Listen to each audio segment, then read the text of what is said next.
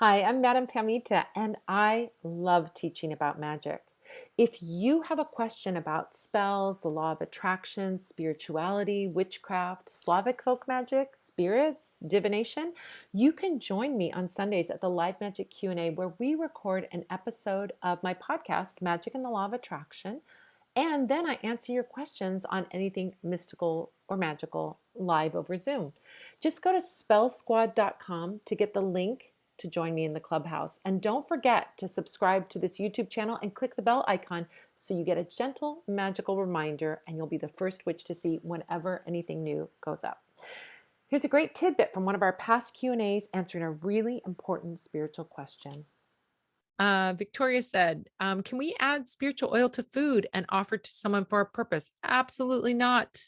No, don't do that because a lot of essential oils are not edible. So you don't want to add spiritual oil to food. When you're working with herbs, you want to make sure that they are healthy, safe, and edible. And not everything is edible and not everything is safe. I mean, great example of that is High John the Conqueror root. You don't want to be eating that, just saying, because you will have an experience and it won't be a good one.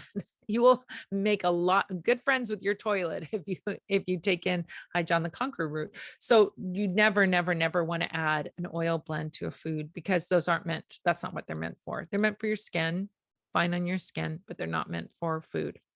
So research your herbs, find out if they're safe. A great easy way, if you don't want to do a bunch of research, is go to your kitchen cupboard and look at those herbs in your kitchen cupboard, or go to the grocery store and look at the herbs that they have for sale, because those are culinary herbs. They're meant to be added to food. They are generally safe for most people. The teas and potions that we have, we can use those. You can add, those are all safe herbs, right? That are edible herbs. So you can, use those as your guide post for doing that. But never add this. Those are not meant to be eaten. They're for your skin. It's like eating perfume. You don't eat perfume. That's not good, but you wouldn't do that. They're safe for the skin. That's fine for the skin, not a problem unless, it's coconut oil based. So as long as you're not allergic to coconut, you're fine, but not for edible. It's not meant to be eaten.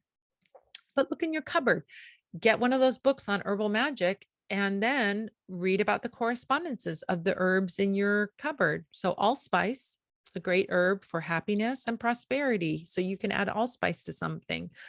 Basil is for prosperity and love and protection. You can add that to something. So look at the herbs that are edible and add those to your food. Don't add oils from who knows where, not even my oils.